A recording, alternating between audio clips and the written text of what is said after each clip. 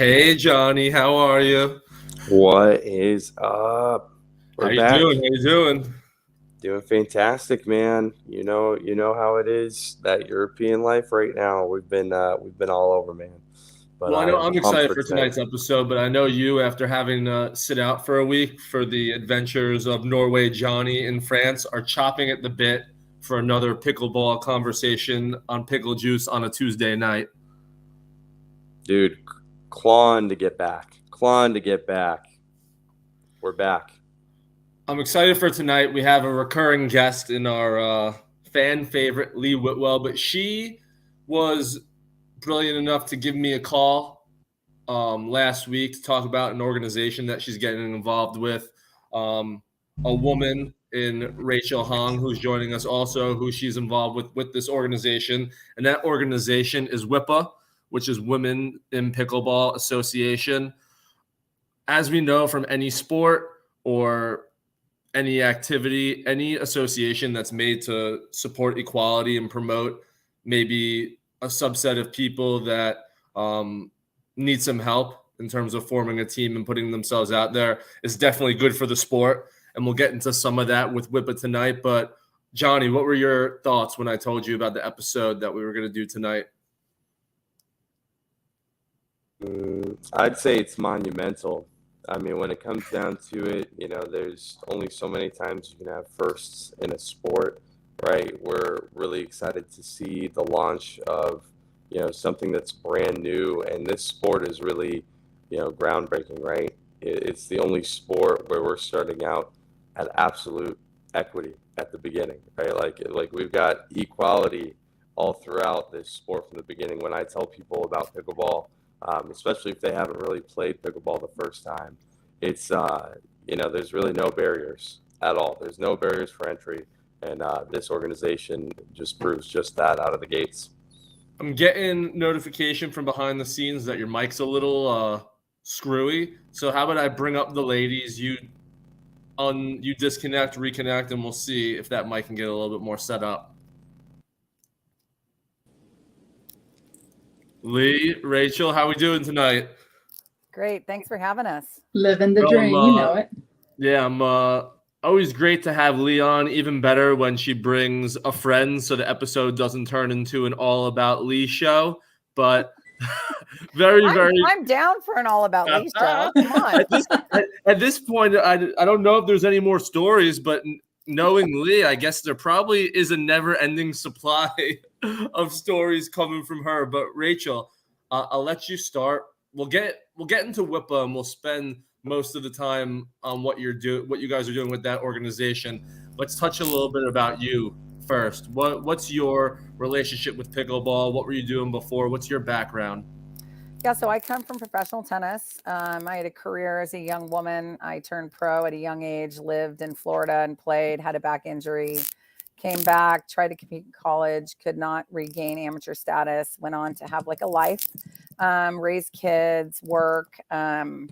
I went to work for Kobe Bryant, doing some sports stuff with him, and got an opportunity to just like be on the sidelines and just listen to what a cheerleader he was for women and equality in sports, equitable pay, equitable representation. And after his death, like everybody who touched him in some way or another wanted to carry something forward that they learned from him, because he was really kind of the man. Yeah.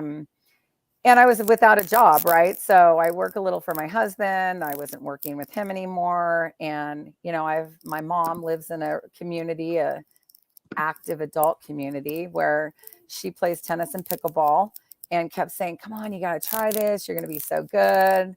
I kept saying, no, it's an old person's deal. I'm not going to do that. I'm still young. And then my daughter started high school, my youngest of 4, and I was just kind of sitting around like, what am I going to do with my life? And decided to try it out. I bought a paddle off of Amazon for like 3 paddles for $2 or something, and went out and played. And I became addicted to the sport for sure. Took me some time to unwind my tennis because that was all about me just banging the ball as fast as I could at people and getting my ass whooped by a bunch of 75-year-old men before I kind of learned that I had to do this dinking thing, which seemed so absurd, but I was forced into trying it because I don't lose well, and practice, practice, practice, and have played my first like 3 or 4 senior pro events. I've medaled in 2. So that's what brought me to pickleball. The whole WIPA story we can get into later, but yeah, I'm a convert, one who said I'd never play the old lady sport, and here I am, a renewed athlete at 52. Come now. Does anyone hear like a noise, like someone spitting something? Is that just me that's hearing that? I don't hear it, so maybe it's me. I'm hearing it too. It sounds like there's like a wheel or a gear on a pen. Like a fidget spinner or something. Now I don't hear it. It could be your headphones, Rachel. Unplug your headphones and you're muted. Yeah, now if you hit the... Okay, can you hear me now? That's perfect. Okay, no headphones. Yeah, it was your headphones. Okay, that's perfect. No, but okay, it's interesting you say that because I always ask people the first time someone says come play pickleball, what's your natural reaction? And it's funny to hear you say that you're one of the people like myself early on that was kind of like, no, this game's for old people. It's not, a sport, blah, blah, blah. I play tennis or whatever other sport one is playing. Pickleball isn't that extreme. But as soon as you play it, you become addicted to it and you just want to continue to play. Obviously, anyone that set up an organization such as the one that you guys are running is someone that cares a ton about the sport in general and not just how they themselves fit into it. So I can really appreciate that and get behind all of that. So you start playing pickleball, you're really good at it. Like you said, you adjust, you realize you can't do all the tennis shots. I'm still going through that where I think I can hit a shot that's sort of like tennis and it just doesn't work in pickleball and it gets smashed in my face. But then WIPA. So what's the story from getting into pickleball to the inspiration of wanting to find this organization? Yeah, I'm a WTA girl, the first $1. I mean, I'm a little one generation removed from that, but I, was a Virginia Slims player, a WTA player, and I was on the benefiting side of what happened with the WTA. And as I looked around at the landscape of pickleball and the prize money just being not there yet, and I think it will get there. And that's one of the things our organization is like bound and determined to do is give these ladies something to play for. It was clear that if this was going to be a legitimate sport, we needed to legitimize the representation. And while the females are at the forefront, they're on TV, they're getting, paid equal prize money, albeit I don't believe it's where it should be, but it's going to come. I just felt like now is the time, and it's the first time ever we can kind of start fresh out of the gate with this sport and really advocate for the women moving forward. And, I got in at a tenuous time. I don't want to compete with the PPA, the MLP. I want to support them. I want to elevate the sport and bring women along. And, maybe it's time that women take over. Maybe we are the ones that are on more ads and more sponsorships. And that was the idea. And I was lucky enough to be paired up with Allison Galler, who is a sports agent, and she brought along Chinea Wumake, and everybody brings something special. I come from the tennis and pickleball world, and I've been part of an organization fighting for women. Chinea is, president of the Players Association. Allison is just a rock star agent. And together, I think we kind of had the perfect storm of what we can do to make it work for them. And how do you get paired up with Ms. Whitwell? What does that story look like? Well, she's my homie. I mean, come on. Who doesn't want to be her buddy? So Lee and I were introduced through friends at tournaments, and of course, I'm always putting my plug in, like, girlfriend, you gonna be retiring? Like, I'm some fresh blood. Let's go play senior events together. She laughed at that, but anyway, I'm gonna still keep taking the middle balls and see if she'll have me for one event. I'll prove myself. But then I saw you dink, and I'm like, I can fix that dink. She fixed my dink. She fixed your dink. And here's the thing about Lee. This is what happens in sports. And listen, I'm not going to like disrespect Billie Jean King and say that I'm her or Lee's her, but every sport needs that retiring, like the grandmother, the mother of the sport that can bring all the knowledge, who can help somebody like me and Allison and Shanae really understand what is needed from a pro's perspective. She gave us kind of the insider vision, and I'm not talking about age. I'm talking about experience.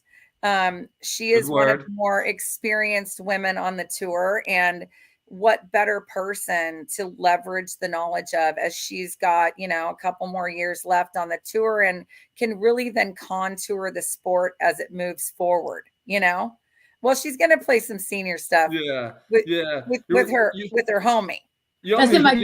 You almost led me into contract, the trap. right? I'm certainly not going to be the one to sit up here and call Miss Whitwell the grandma of anything. No. I'll call her. But you see how she kind of wrapped it up in a nice little bow with some flowers and an Easter basket, and it's like, hey, there is a compliment in here somewhere. Unpack everything I just said, and then you'll find the word grandma at the bottom of that basket. Oh, hell no. She's distinguished.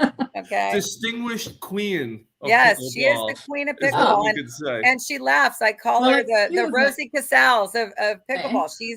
She's the Billie Jean of pickleball. She's coming out with all the knowledge. She's played it. She knows it from the ground up. And what better person to help contour this organization? So Lee, you hear about WIPA, obviously. What's your first reaction? What does it change after you think about it for a little bit? Everyone kind of knows how much you love this sport, so I assume it's something that was appealing to you right off the bat. 100%. And then, understanding, getting to know Rachel more and becoming friends and understanding her background and where she comes from and the perspective is like, to me, it's, I feel very honored and privileged to ask to be a part of this organization and help affect change and help move the sport forward in the correct direction.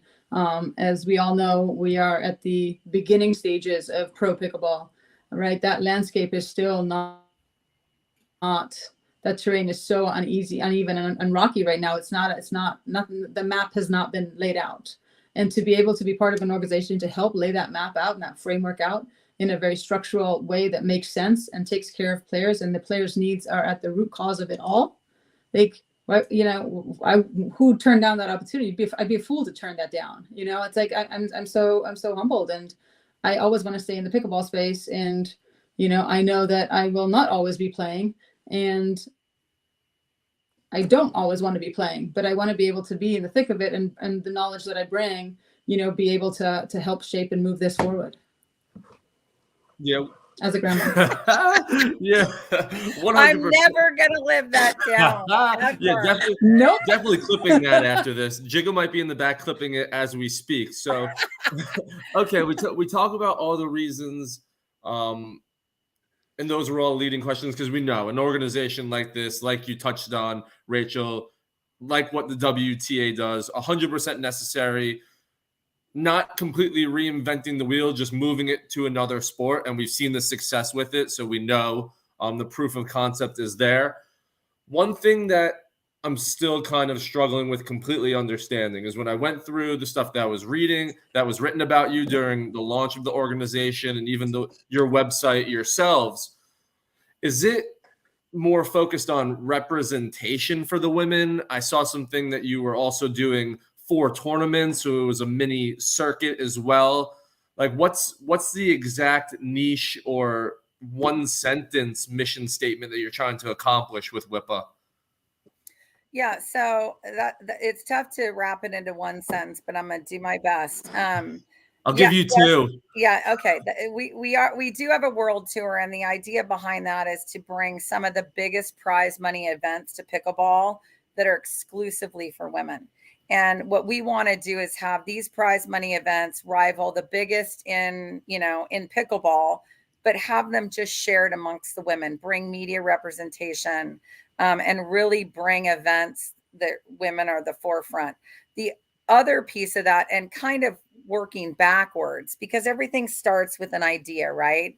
The idea was to bring representation, and that there's really, I've had friends. I mean, I know Kobe. I know people. I knew Kobe. I knew people in sports, and everybody asks, like, do you have an agent? And that's actually how one of the ways Lee and I met. Like, knowing my background, you have someone that for representation. And when I started reaching out to some of the bigger agencies, they're like, they just don't have like the media engagement.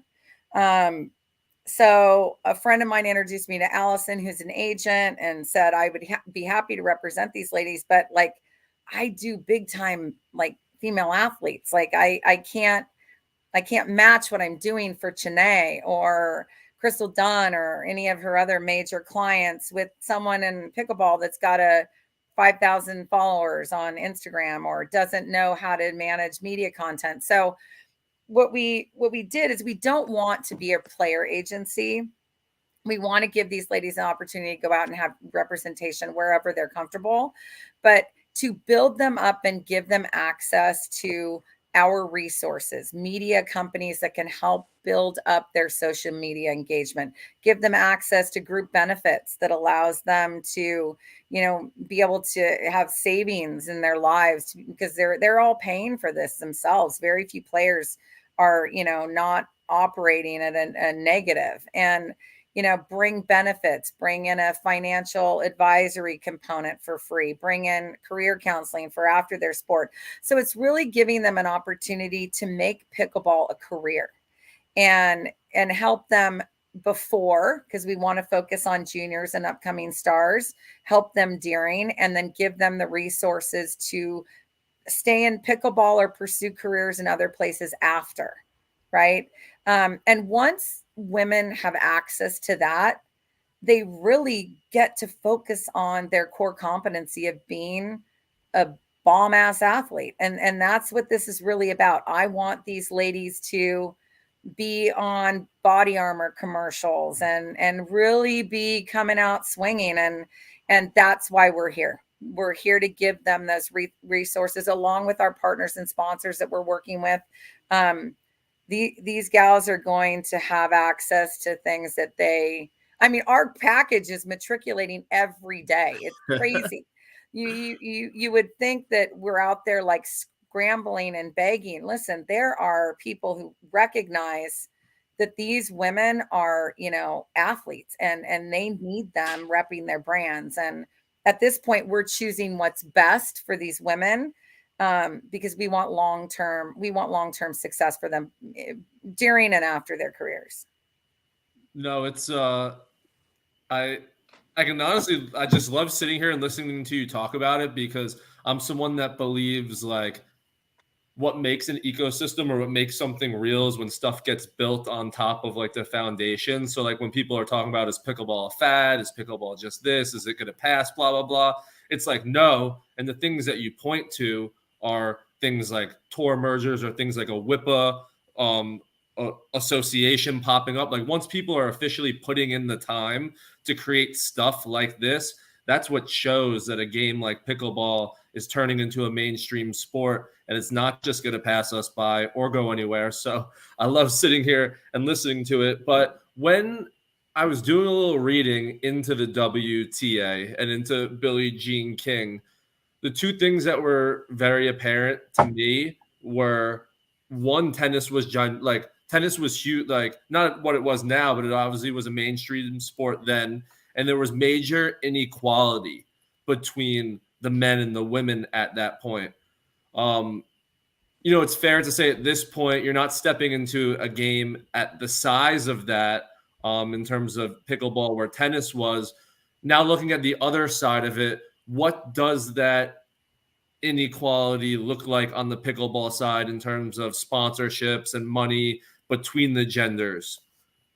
Yeah, so men at this point in time are having access to bigger sponsorship dollars.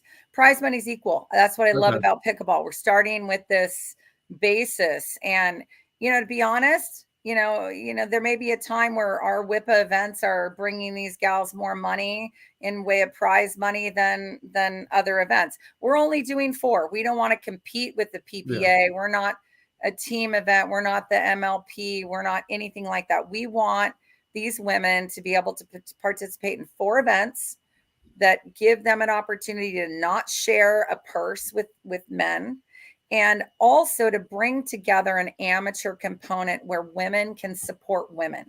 And that is super important to me. That is ultimately what changes the trajectory of a sport for women, is when women start watching women, when women are in the stands watching women, when women are taking lessons from women as opposed to male pros.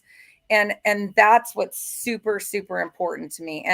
And part of the components of WIPA are our support of equal representation, equitable pay. We want a component that allows women to go into the community, into the wild, and teach this sport to young girls in communities, underserved communities. We have a charitable arm called Pickleball for All that our intention is to bring this to inner city, undeveloped communities, to take it to India and Korea and Africa and set up pickleball courts and provide equipment and really give young girls something that they can create a confidence in themselves through people like Lee and people that are coming out of this sport, or maybe young women in this sport that want to pay it forward. I mean, I can't tell you how many male pros I took lessons from. I mean, it was just constant. I mean, I had my girls I played on the tour with, but most of us were taught by males. And women teaching women is what it's all about. And you can't even really ask me what it is, because I need a whole nother episode to get into this, That's because fine. we're just going to run with this. I mean, we want this to be about the ladies and bringing up a generation of girls that have access to this communal positive support and given access to it through positive female role models. Johnny, and with piggybacking, oh no, go ahead, Lee. just piggybacking real quick on what Rachel said too, is the when tennis did it, tennis was already a very established sport. Pickleball is getting established. It's established, but it's getting to the point where with MLP and the ownership coming in and the prize money coming in, everything is elevating. And I think Rachel saw an opportunity to get ahead of the game, which the WTA wasn't able to do back then, because the game had already been established and they were sort of catching up and building the plane as it was flying, and then got established and became who they were. Rachel saw this unique opportunity to sort of get ahead of that game and put all the building blocks in place to ensure its success right out of the gate and make sure that we build that plane and then fly it, not at the same time. Yeah, that's super smart, and putting something in before there was almost a need for it, and that preventative nature is just so much better than waiting for that inequality to get even further and then being like, oh shit, we need this organization. It was always going to be needed, so why wait for it to that ultimatum to come? Yeah, but I think that's something that's important to understand is, I've had a couple people come at me from organizations that exist in the pickleball world and say, oh, we don't need this. Women are at the forefront of the sport. Like slow down, stay in your lane, homie. Here's the deal. Just because the prize money is equitable at this time doesn't mean representation is equitable. Mm-hmm. And, we talk about mixed doubles and how the court is still predominantly capitalized by men. And, it's a very fine line we're walking right now. And whether it looked like it from a prize money perspective, from a representation perspective, I mean, our hashtag is we're better together. I mean, as an organization, as women who are together, women doing things as a whole, as a group, I mean, we can't be stopped. We've built, we've been in the war zone making bombs, and we're always behind the scenes, like supporting everybody. And this is a time where we can come together and really elevate the sport for women as a unified group and capitalize on each other's success. You know what I mean? No, it's amazing. And one thing I love about having these conversations and the people that you meet in pickleball is there's a lot of just organic conversations, and we can do one right now because right below me, Johnny's got 3 daughters that are trying to learn the sport. So we're sitting here right now with 3 young ladies that you're trying to build an organization specifically for that type of, those type of people, along with many other women as well. But Johnny, when you see your girls trying to learn this game and you're out there on the court with them, playing with them, is there anything that you would sit here and say to Rachel and Lee that you would find very useful from an organization such as their own? Is there anything that your girls say to you that they're looking for, or you find they would enjoy or would help them get any better?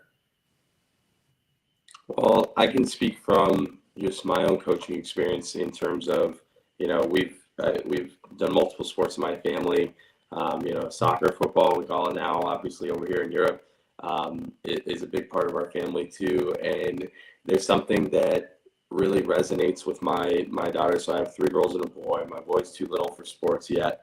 But my 10-year-old especially, we've seen in life where when she has had a female coach, just how much more it resonates with just the teaching and just the impact of what that coach says. Like it's actually, for me, I'm totally fine with like, hey, if you're going to receive it better from a coach that you connect with on that level, just as female to female and someone to look up to, I'm all for that, right? She's getting more out of that. So I salute that big time. I would think that, as we look for the future, I just think more ways to really platform and champion the women to say, hey, these are the people I should be looking up to as a 10-year-old girl or as a 7-year-old girl like my second daughter. I think just more ways to show like, hey, here are the people you should be looking up to. Here's the path forward and how you can also do what they do because it fascinates them. Yeah, I love that, and that's kind of at the core of what we believe. I think that's amazing. I think you're a great girl dad, and recognizing that, and it's interesting. I mean, I'm like the old lady sitting here with all of you. All of you are younger than me, but I'll tell you, like when you come through the trenches as females fighting for equality in boardrooms or on a sports field, one of the things that happens because there's so few places in a boardroom for a woman, or places on a podium, or places in sponsorship, what happens is they become so coveted, right? And you've got to claw your way for them. And it almost creates this uber competitiveness amongst women that almost doesn't exist between men and men. And so a lot of times what you find is women have this attitude that your success it means I failed somewhere. And because we fight for so few spots, right? And we want to get to a point where we are celebrating the successes of women because it elevates us all. Rising tides lift all ships. And, that's kind of the foundation of what I believe. And I think we're kind of at a pivotal point in the world and society and in sports where we can really change the narrative and the optics on this. I mean, there's not a woman in sports that can't tell you that what locker room culture's like, and how, you can lose on the football field and never, or win on a football field, never play. I have boys that plays college football. They go in the locker room, they're all celebrating just like they were all on the field. It doesn't happen like that in women's sports. And I really want to get rid of this stigma where, Lee's success, it hinges upon my failure, and inversely true. I mean, we all have to celebrate the successes of the women in this sport because it elevates us all. Let's take it a step further, because I hear your passion, and I know you said you can go about it for a whole other episode. So let's touch on it Can pickleball almost cross that barrier in terms of, you know, you're trying to accomplish that we have men learning from men, let's have women learning from women. Could pickleball be the sport where men learn from women? Like, could it be that monumental with this sort of movement towards that? Absolutely. I think we're in a great position for pickleball to be the sport where women celebrate women and women lift up other women, and successes are celebrated as a whole, not as an individual. And I think we're off to a great start. And I think there's, you know, the more we build and the more we create this culture, the bigger it's going to get. And I want it to be infectious and spread like wildfire, and people wanting to be a part of this because it's positive.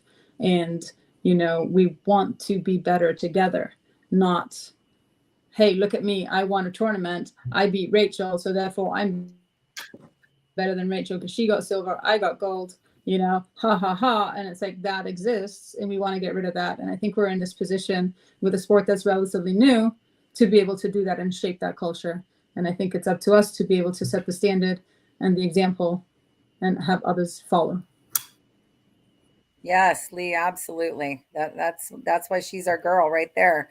I mean, it starts with leadership on the court. I mean, I can do all I can behind the scenes and, you know, bring in sponsorship money and bring, you know, Chene brings this amazing media component, and Allison brings this agency component. But at the end of the day, I have fought really hard to make sure that this is about the players. And I want them to be the ones that elevate this sport. Not, listen, don't get me wrong and edit this out if it's bad, but I love that pickleball's being elevated by Tom Brady. I love that, you know, LeBron's in the game. I love that freaking Chene is part of our organization, and Kim Clijsters. I love the star aspect. Anheuser-Busch. I love it all because it brings the sport up.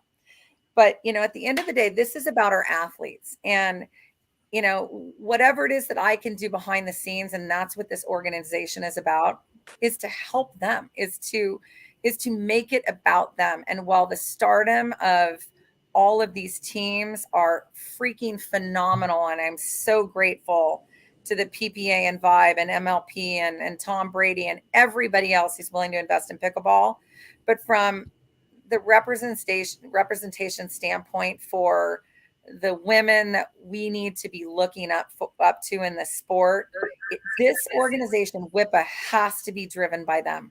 It would not be a legitimate organization if it didn't have people like her, right? That's who it's about. It's about her and the other players. Sorry, I'm trying to. A little bit of feedback.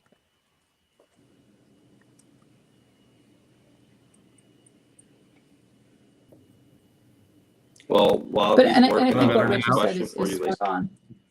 When it comes to the sponsorships, You know, it's right? And if you have a sponsor that's looking at the ladies, they might see the mixed doubles game and see how it's played, where many times you have that dominant left side male player taking a lot of shots. How do you make your sales pitch with these, you know, if there's a brand that's out there into the pickleball game, how do you make your sales pitch to elevate the females that are maybe playing that right side aspect of the game?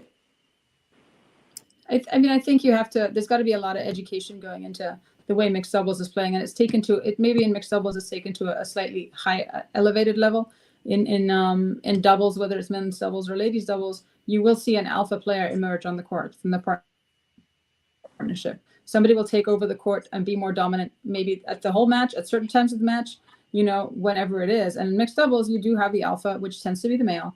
But what happens is that there's reasons why the guy comes over on the side of the court. There's because they just want to and hit a dink, and maybe they shouldn't. But most of the times it's to put pressure on. It's a pressure play. It's a pressure move. And you're trying to create opportunities. But what they don't see is the creation that goes behind that guy, and how a lot of times that girl keeps the point going and resets the ball and keeps the guy being able to do what he does, right? It's like you've got the guy who is sort of like the main actor, but behind, you know, in mixed doubles, the woman tends to be more of the supporting actress, Whereas in men's doubles and women's doubles, you still have those roles. It's just a little bit more emphasized in mixed doubles, and there needs to be a little bit more education. And unfortunately, when you trickle down to rec play, you know, a lot of the guys see the pros playing 80% of the court, you know, and 75-year-old Larry with one hip is like, well, I saw AJ do that, I'm going to do that too. You're like, no, dude, you can't. That's not how you play it. Okay. Understand why it's being done. And that educational piece, I don't think has made it into mainstream. And from a sponsorship standpoint, that also needs to be educated. There's a lot of nuances in the pickleball game that need to be educated from a you know, from a sponsorship standpoint, from a recreational player standpoint, from a coaching standpoint, and understanding, you know, what styles of play are which, and how, you know, someone's style of play is allowing their partner to shine. Yeah, And if and they're I'll playing with further somebody that. else, that wouldn't happen. I'll echo that by saying, you know, it's classic sports, right? It's classic team sports. You know, offense wins games, defense wins championships. And here's the thing, you know, women are getting hammered a lot in mixed doubles, and men are taking a little bit of pressure off of them, and they're playing a lot of D, and oftentimes they're the assist. And, you know, I know a lot of defensive football players that, you know, watch a quarterback get carried off a field and as if he won the game, and it was really the defense that won it. So, you know, I think that's a educational component, like Lee said. And, you know, I loved watching the mixed doubles championship with Anna Lee going straight at Ben Johns at nationals. And it's going to happen. It's going to happen. But, you know, there's a lot of power in that defensive and setting up as an assisted player. So somebody can step in the middle, a power player can end the point. Let me ask you this then, because it's all great, and you know, 100% of the pickleball that I watch is domestic in the United States, but it's in the name and we're talking international. So what made you, when you wanted to set up this organization, you know, do it kind of that way in terms of just focus on the US game, which I got to think is where you have most of your background in and where you've played the most? Is that a big part of this, like to grow the game internationally at the same time as you focus on the women that are involved domestically? Absolutely. I'm going to tell you, this sport is going to change in the next 12 months, 24 months. And what's going to drive that change is the international component. And, you know, it's really interesting. When we launched this organization, I had people say, why are you calling it the WIPA? And that was important to me because I want to spread the sport to an international level. I want to raise the level of play. And it's crazy if I could tell you how many emails a day we are getting from women in Spain and Greece and India. We've had a ton of interest in India, asking us, can we have a women's team compete internationally and have an international tour? And we've partnered with some organizations overseas that want to make that happen. I mean, how cool to have, you know, get a couple of women's teams to go over there to compete overseas under this umbrella of the WIPA. I will say with the caveat, we are not into like a team competitive situation. We're about growing the sport, but the opportunity exists for our U.S. players to help elevate this game from an international perspective. And the interest has been off the chain, people reaching out. Well, I can be And wrong I about. can piggyback on that real quick. Yeah, go ahead. That, you know, so it's no secret that I work for Duper, and one of my main verticals is international, and I've seen the steady growth internationally of pickleball. And, you know, we're about 5 years ahead of any other country right now because it's exploded here in this country. But dedicated courts are starting to pop up internationally. Yeah. And the more courts that are built, the more the sport's going to explode. And I can't wait for the day to release a top 20 rankings and not have USA, right? Or foreign people who live in the US who are playing and can claim that I'm from Gibraltar, or, you know, Simone's from Brazil, but even no, we play here and we've lived most of our life in the US. So, you know, I really want that truly international flavor to come in, and, you know, it's around the corner because this sport is evolving and changing so fast. I've always said that 1 year in pickleball is like dog years. It's like 7 years. It's like that passage of time is happening so fast. It's so much is happening that the game 2 years from now is going to look very different than it is now. The people in the space 2 years from now are very different than the people in now, right? And to be a part of an organization that wants to help grow this and facilitate this and see tournaments, big tournaments happen internationally and bring all these women together to play pickleball and especially at the amateur level as well, and grow the sport in every country. That's like, wow, looking back in 10 years, we're like, what a ride. Yep. What a ride. I can't wait. And I contend, Lee, too, you bring up an excellent point. The international aspect of the game, if you have, like many of the tennis tours, if you have the flag next to the name on the scoreboard, on the TV, if you're watching that and you're from, you grew up, your family grew up overseas in Europe, or, you're from a different country, or you have a different background, you can easily then relate to that pro. And I feel like it just then reciprocates that, oh, wow, like people from Spain play this, I want to play this, or for me, I'm half Irish. If I saw that there was an Irish player, and even for my daughters, they see that there's someone representing the country of Ireland, they're going to perk up a little bit like, who is that? And they're going to want to know more. So I just think that's just going to perpetuate growth in the game. And that's where you start looking at future Olympics, right? You start looking at future world championships, etc. I'm really excited for that aspect. Yeah. And if you need help building courts overseas, I'm your guy. Yeah, we're working on that right now in a couple different countries where WIPA is, sponsoring court construction and bringing equipment via our partnerships to communities that otherwise don't have them. I mean, we have a great partner for courts that can be set up places, and but the important piece to me is that we can use our WIPA pros as a conduit to teach these young girls, and that's when it transcends WIPA to me. That's when women become leaders and bring all sexes and diversification into the sport, but using our WIPA pros as a conduit to bring that to underserved communities or underdeveloped communities.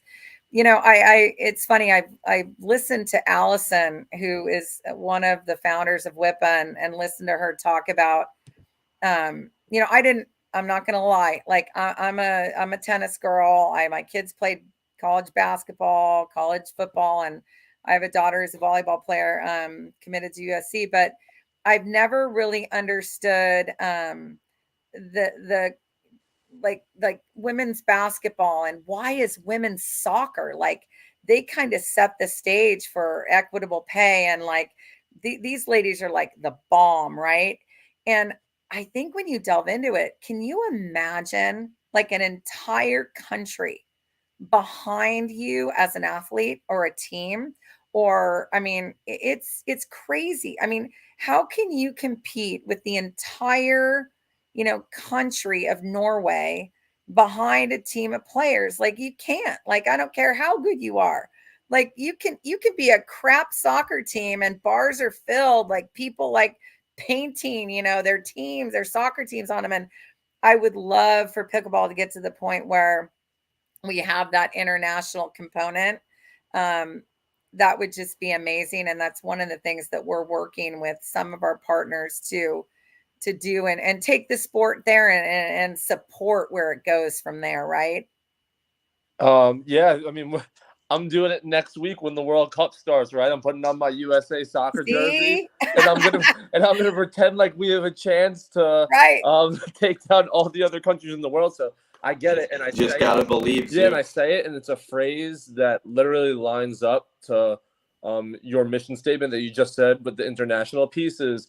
I could watch people in USA jerseys take on people from other countries in hopscotch, in throwing rocks across a lake, like with that nationalism. And when it comes to your country playing a game, that, like you said, transcends it and creates this other level of, wow, I get this feeling from this game that I didn't get before, because I'm rooting for someone with the U.S. flag on their jersey, and that's incredible. Another thing that I thought that you touched on that I thought was super important about what you're trying to do with WIPA is it's not just promoting women in positions of power over other women. It's promoting women into positions of power just in the industry, just in general, not over just women, but, over men, over, tours. So I think that that's super important because, like you said, we got to make sure that the women are the ones going there, showing up, supporting them. But let's get all the guys that are that are fans of the sport too to get just as excited for women as they do men. And I was going to touch on this, but someone else brought something up, so I didn't want to segue back to it. But we talked about mixed doubles a little bit, and that's the time where we get to see legitimately the two genders that we're talking about, the difference of representation on the court with each other on a team. And like you said, too often, or maybe not too often, but just the style of play is a man might cover, 60 to 70 to 80% of the court. Does something in the gameplay style of mixed doubles have to change to correspond with representation, also being equal? So I'm going to let Lee answer that because she's obviously the pro, but I'm going to go back for a second and touch on one thing you said prior to that I am absolutely passionate about. Okay. And 2 of my 3 sons sit on the board of WIPA. And there's a reason for that. For me, it's when men fight for equality is when it becomes equitable, and not just us trying to scratch our way to the surface. It's when people like Kobe step up and advocate for it. It's when Johnny advocates for his 3 daughters, and my sons learn from me that you fight for equitability because you're not that much of the man until you can stand up for women in whatever it is that you do. And that is a vital component to me in fighting for equality. It's not about segregating men from women. It's about men standing alongside and taking leadership roles like Kobe Bryant did, like LeBron does, like other people do, to stand up for women in sports. And that is so very, very important to me from an organizational standpoint. So good job, Johnny. You keep doing what you're doing for those girls, because that's where it starts. It's when dads and CEOs and moms teach their boys, and athletes like Kobe that have a platform really take a stance. And that's when you're going to see that we get to be lifted up on other people's shoulders too. And again, rising tides lift all ships. So that's just my passion as far as preaching for equality and fighting for equality. And then I'll let Lee answer the tough questions about what happens on the court. Because listen, guys, nobody's stepping over and taking my forehand in the middle in my rec league. I'm going to tell you that right now. No, but before Lee goes, Rachel is stepping over and taking my forehand. Only occasionally. No, before Lee goes, I just wanted to echo. Yeah, I'm always a big believer in. Obviously, you got to get the women, if it's a women's organization, to promote themselves, but it's getting all of the other people that may not get the direct benefits from that organization to rally around it. That is when you ultimately see change. It takes the organizations for everyone to say, hey, wait, they're onto something. We need to get behind it. But then, you got to get all types of different people supporting those missions, because it won't just work, if women support women. But like you said, men are only going to support women if they see women supporting women as well. So it really starts with that, and the group needs to support themselves, and they do, and they are. So this is great. But yeah, to Lee, in terms of the play style, does the mixed aesthetic and what people see, what they watch, need to change for representation to become equal? I mean, maybe to a degree, but I also think the education of it needs to happen. That education piece, like Rachel said before, right? It's like you have offensive players, you have defensive players, and your offensive player can't do much if your defense players and playing their defense correctly, right? And it's so a lot of the times that girl plays more of that defensive role with the occasional offensive moments and the guy plays more of the offensive role with occasional defensive moments. But it's understanding that this is why this partnership worked, is because this player is doing X, Y, and Z to allow this to happen, right? The cleanup crew is keeping the guy in the point, a lot of times just resetting and doing stuff and then giving that guy the offensive opportunity. And right now, I mean, let's face it, if I'm playing mixed doubles and I play the right side and my partner's playing the left, I'm left-handed. There's 2 forehands in the middle. Yep. The ball's up here. I like my overhead. I think I can hit the ball pretty hard. But if my partner's 6'5" and built like a brick shithouse, well, guess what? Please take that ball. Please put it away and make sure it doesn't come back.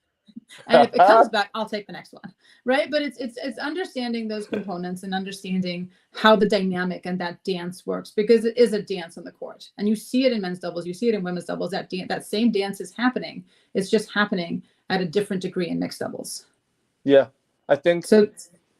Yeah, what you said is perfect in terms of the education portion of it, because once I think people get educated about it and get comfortable around the fact that, like, both parties, most of the time, if it's occurring, are happy with what's occurring because they think that's their best chance of winning. That once people wrap their heads around, like, okay, maybe in mixed, the women's are only covering a third of the court, but you still then are rating people, how good are they at doing their job? And the interesting thing is, in so many other sports that are just male sports, we can wrap our heads around other people just being role players and filling jobs and stuff like that. But then when you mix it between the genders, it's like, the men are doing a lot more than the women. It's never, that woman did really good at the role she was trying to do.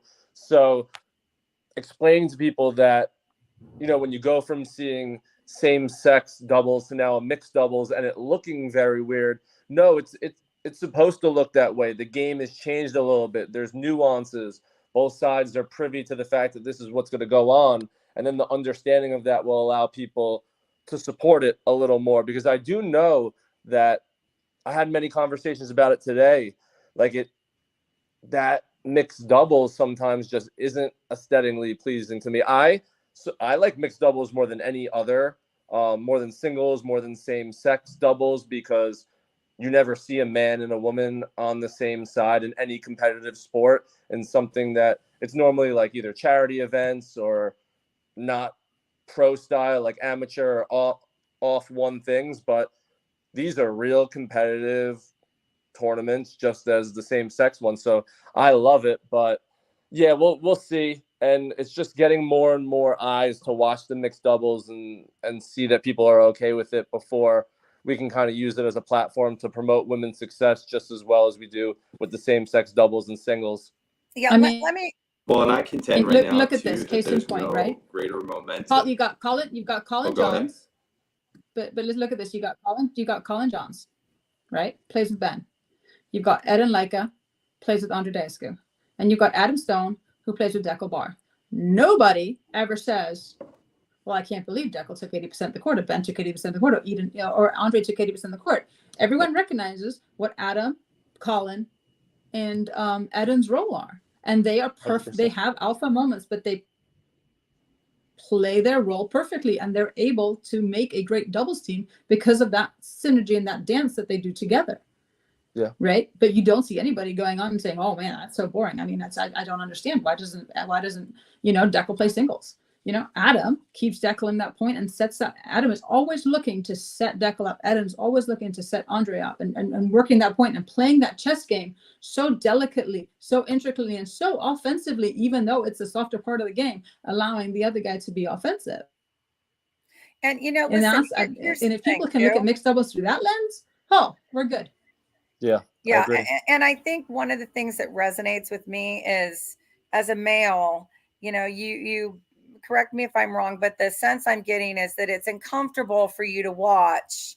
Like, if you're obviously conscious people of it, today, like it makes me uncomfortable. Well, herein lies the problem. Okay. Yep. So, I think that this is where we have a long way to go in society, because it's perceived as a weakness that you're not that guy or the girl putting the ball down.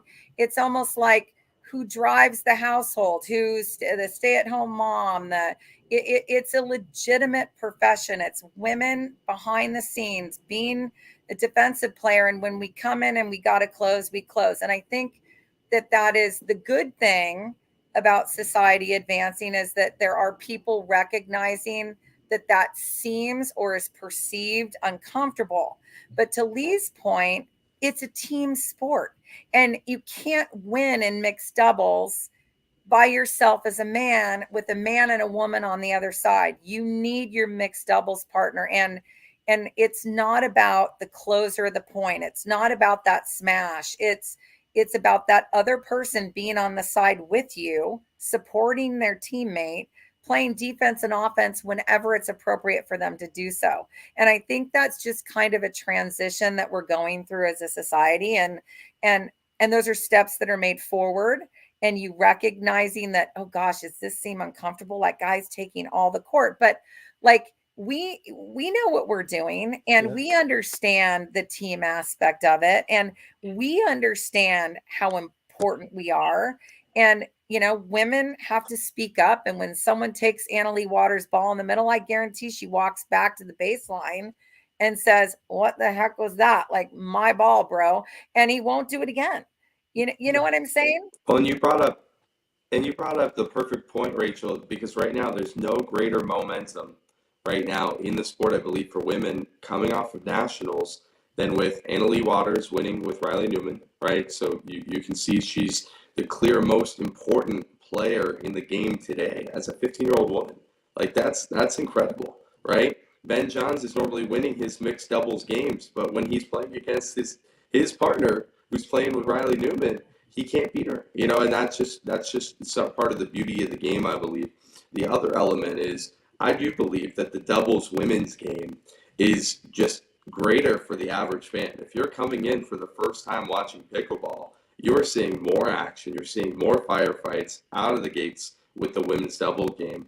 And I think part of the team growth, the team element becoming such a staple and a backbone of the sport, you can see that the value of really top female talent in the sport now is at an all-time high. It's only going to grow, in my opinion, just simple economics, right? You're seeing this commoditization of the female athlete, and I think this is going to be the most important thing here over the next year.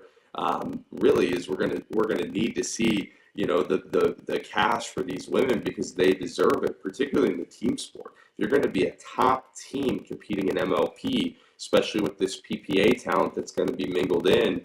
You have to have top females on your team. Yeah, no, and unfortunately, the one thing about Tuesdays is I only get an hour on this channel, and we are coming up to that time. But I really want to put some time again soon to continue this conversation, because I even have I got a lot more to say about it. Even what Lee just said about how we can watch men, and when like the second male plays his role, we're completely comfortable about it. But like Rachel just brought up, for some reason we're uncomfortable when the women plays that role. And it's almost like we look at those guys that play that second role and we say positive things about them when they play that role really well. Like, oh, Colin Johns won that one. Like we expected that from Ben, but Colin played a little bit higher. But when a woman does it, we don't even talk about how much he played. It's just like, oh, the guy covered 75%. So no matter what, he's going to get the glory of the game, no matter how it ends up. So behind the scenes, we'll put some time on the calendar again very, very soon to continue this conversation. But Lee, Rachel, Johnny, this was probably my favorite conversation we've got to have so far about pickleball, because it was a little bit further than just what's happening on the court, and those are the conversations that make the sport great. Man. But let's do it again very soon, okay? You guys, I just want a really quick thank you, though, for supporting this organization. Johnny, you keep being that girl dad, and I encourage you guys to really get this word out, so we get the representation that I think this sport deserves with women moving forward. And like I said, it starts with guys like you. It starts with women teaching women how to support women in the industry. And then we got our pioneers like Lee, who now get to come out on a high and take her talent to take it to the streets and like Yeah. teach the next generation and kind of form the trajectory of the sport. We're really lucky to have her. No, I'm like, we're going to talk behind the scenes Appreciate because I would think that we can make like, even though it should be half for everyone because that's what we're trying to do with equality. We should make like the first Tuesday of every month, like the WIPA episode where we have like you guys on with some female athletes and just talk about the female game itself. Something like that could be really cool. We'll put our heads behind the scenes and because like you said, it's just getting it out there, talking about it. No one that plays this game is going to hear about this organization and A, not think it's a good idea, or B, not want to get involved with it somehow. So it's legit just screaming WIPA, WIPA, WIPA from the roofs, from the high heavens, and making sure people know about the Women's International Pickleball Association. But before Jigga freaks out and calls me and tells me that I'm ruining his show, I'll sign us off. We'll do this again as soon as you want, Rachel. You let me know when you want to sit down and have another chat about this, and we'll make some time for it. All right. I'll talk your ear off anytime. Absolute pleasure, ladies. Thank you so much. Have a great night. Thank All you. right, guys, Have a thank good night. you. Thank you. Bye. Total honor.